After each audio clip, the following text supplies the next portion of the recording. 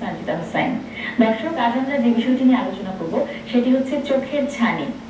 বিষয়টি নিয়ে আলোচনার জন্য আমাদের স্টুডিওতে উপস্থিত আছেন বাংলাদেশ আই হসপিটালের ফ্যাকো ও গ্লুকোমা বিশেষজ্ঞ অধ্যাপক ডাক্তার এম নজরুল ইসলাম। চলুন চোখের ছানির বিষয়ে কিছু গুরুত্বপূর্ণ তথ্য নেওয়া যাক। স্যার, আপনি স্বাগত জানাচ্ছি। অনেকগুলো গুরুত্বপূর্ণ অঙ্গের মধ্যে চোখ কিন্তু অন্যতম। তো আপনি কি একটু বলবেন এই চোখের ছানির যে সমস্যাটা এটি ঠিক কাদের ক্ষেত্রে বেশি হয়ে থাকে? চোখের ছানি বেশিরভাগ ক্ষেত্রে হয় বয়স্ক লোকের ক্ষেত্রে। সাধারণত বয়স যখন 60 বছর বা তার বেশি হয় তখনই চোখের ভেতরে যে লেন্সটি থাকে সেটা আস্তে আস্তে ঘোলা হতে শুরু করে। আপনি জানেন যে চোখের ছানি বলতে যেটা আমরা বুঝি সেটা চোখের ভিতরে লেন্সটা বা তার লেন্সের আবরণটা যদি ঘোলা হয়ে যায় সেটা হলো ছানি। সেটা কি সমস্যা ফিল করে বা তার কাছে কি মনে হয় যে চোখের ছানি রোগে কিন্তু সাধারণত দেখা যায় না। উনি যেটা ফিল করবেন উনি আগে পরিষ্কার দেখতেন, এখন আস্তে আস্তে কম দেখছেন বা অস্বচ্ছ দেখছেন, এটা উনি বলবেন। তেমন আর কোনো সমস্যা থাকে না। এবং সেটির কতখানি গুরুতর হতে পারে বা এই সমস্যাটা ঠিক কতখানি জটিল আকার ধারণ করতে পারে যদি সময় মতো চিকিৎসা করা না হয়? আপনি ঠিক বলেছেন, যদি সময় মতো চিকিৎসা করা না হয় তাহলে চোখের ছানি কিন্তু পেকে যেতে পারে। আমরা বলি ম্যাচিউর বা হাইপার ম্যাচিউর ক্যাটারাক্ট। যখন চোখের ছানিটা বা লেন্সটা পেকে গেল তখন এটা গলেও যেতে পারে। আচ্ছা। এবং এখান থেকে আস্তে আস্তে তরল পদার্থ বেরিয়ে যেতে পারে।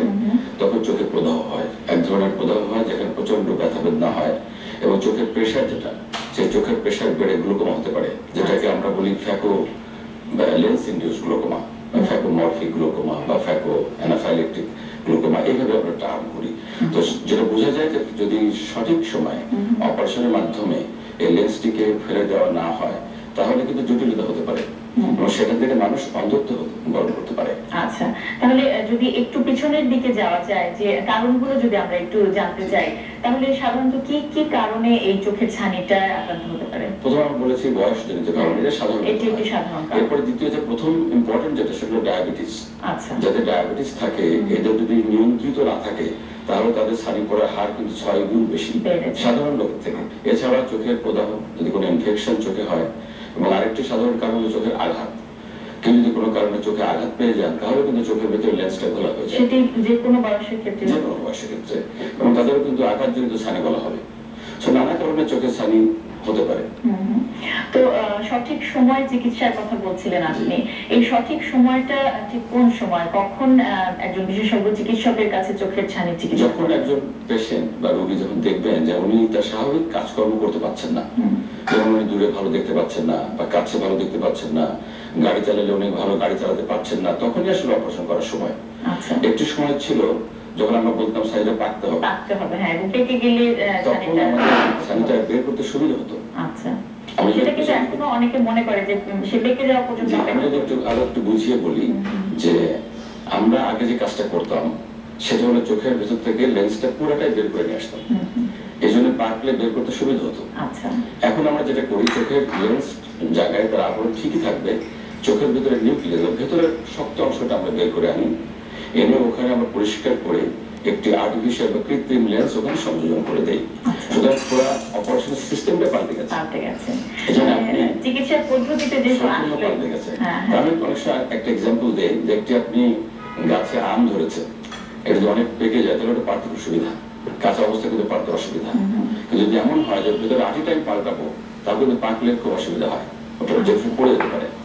পড়ে গেলে চোখের লেন্স যদি পড়ে চোখের ভিতরে চলে যায় তাহলে অনেক বড় জটিলতা হয়ে যায় এবং রোগী চোখে দেখার অনেক সমস্যা হয়ে যায়।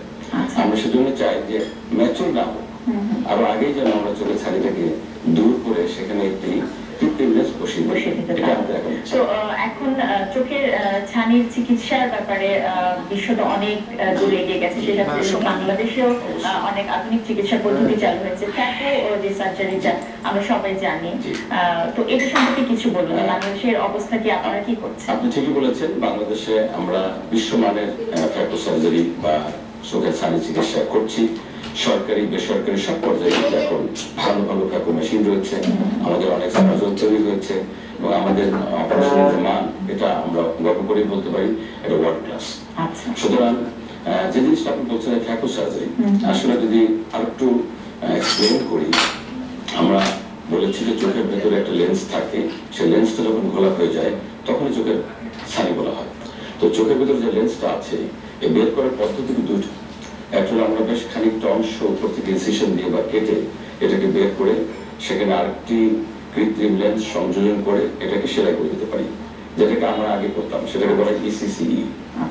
আজকাল যেটা করা হয় সেটা হলো এই কাটাকাটি না করে একটা সিদ্ধ একটা সুয়ের মতো একটা মেশিনের একটা অংশ নিডিল এটাকে চোখের ভেতরে প্রবেশ করানো হয়, একটা টানেল করা হয়, এটা টানেল ইনসিশন দেওয়া হয় এবং সেটা 2 থেকে 3 মিলিমিটার মাত্র করে ওই মেশিনের সাহায্যে চোখের ভিতরে যে লেন্সটা আছে সেই লেন্সটা আমরা ছোট ছোট কোষে ভাগ করি, 2 ভাগ, 4 ভাগ, 6 ভাগ, 8 ভাগ করে ওটাকে গুলিয়ে গুলিয়ে নিয়ে আসি।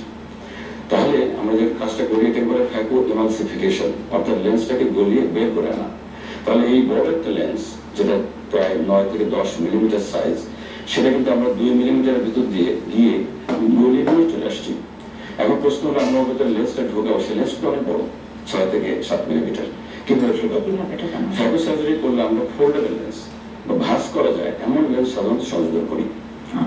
এর জন্য একটা কার্টিজ আছে, সেই কার্টিজের মধ্যে লেন্সটা প্রবেশ করে আমরা ওই 2 মিলিমিটারের মধ্যে দিয়ে কিন্তু চোখের ভেতরে ঠিক জায়গা মতো যেখানে ন্যাচারালি যে লেন্সটা থাকে ঠিক একই জায়গায় আর্টিফিশিয়াল লেন্সটাকে আমরা বসিয়ে দিচ্ছি। এবং এরপরে কিন্তু খুব অল্প একটি টানেল ইনসিশন, সাধারণত কোনো সেলাই প্রয়োজন হয় না এবং পেশেন্ট অপারেশন 5-10 মিনিট পরেই বাড়ি চলে যেতে পারে এবং স্বাভাবিক কাজকর্ম 5-7 দিনের মধ্যে করতে পারেন। তাহলে এই প্রসিডিউরটা করতে আপনাদের কতখানি সময় লাগে? এক্সপার্ট হ্যান্ডে 10 থেকে 15 মিনিট মাত্র, তাতে করে পুরোপুরি ছানি মুক্ত হয়ে যায়। আর এই ছানির চিকিৎসার পরে আপনাদের কি পরামর্শ থাকে যারা এই চিকিৎসাটা করিয়েছে বা ফ্যাকো সার্জারি করিয়েছেন? পরামর্শ যেটা থাকে সবচেয়ে ইম্পর্টেন্ট যেটা সেগুলো চোখে আমরা পানি লাগাতে মানা করি। কারণ হলো পানিতে অনেক সময় জীবাণু থাকে, ওই যে সিদ্ধটা আমরা করলাম এটা হিলিং হতে 4-5 দিন সময় লাগবে। তো যদি আমরা পানি চোখে দিয়ে ফেলাই তাহলে ওখান থেকে জীবাণু এসে চোখে ইনফেকশন হতে পারে, যেটা চোখের অপারেশনের সবচেয়ে মারাত্মক একটি জটিলতা। এবং আমরা সবসময় চেষ্টা করি যে কোনো পেশেন্ট যেন আমাদের কারণে বা রোগীর কারণে যেন ইনফেকশন না হয়ে যায়, সেজন্য আমরা মানা করি। আর এছাড়া আমরা সাধারণত চোখের কয়েকটি ওষুধ ব্যবহার করি, যেমন চোখের অ্যান্টিবায়োটিক, সেই ওষুধগুলো নিয়মিত ব্যবহার, চোখে স্টেরয়েড জাতীয় ওষুধ, যাতে করে ওনার চোখে ইনফেকশন না হয় এবং হিলিংটা খুব দ্রুত হয়ে যায়। সাধারণত 4-5 দিনের মধ্যে কিন্তু হিলিংটা হয়ে যায়। আবার স্বাভাবিক অবস্থা ফিরে যায়। 7 দিন পর থেকে উনি স্বাভাবিক অফিস করেন বা অন্য কাজগুলো ওনারা করতে পারেন এবং 7 দিন পর থেকে পানিও লাগাতে পারবেন, সবকিছু করতে পারবেন। অনেক ধন্যবাদ, অনেক চমৎকার করে আপনি বুঝিয়ে দিয়েছেন আমাদের দর্শকদের। ধন্যবাদ আপনাকে। প্রিয় দর্শক, শুনছিলাম চোখের ছানি এবং তার আধুনিকতম চিকিৎসা পদ্ধতি নিয়ে বেশ কিছু গুরুত্বপূর্ণ পরামর্শ। আশা করি আজকের আলোচনা এবং স্যারের পরামর্শ আপনাদের কাছে লাগবে। দর্শক, এই পর্যায়ে একটি ছোট্ট বিরতি নিচ্ছি, আমাদের সঙ্গেই থাকুন।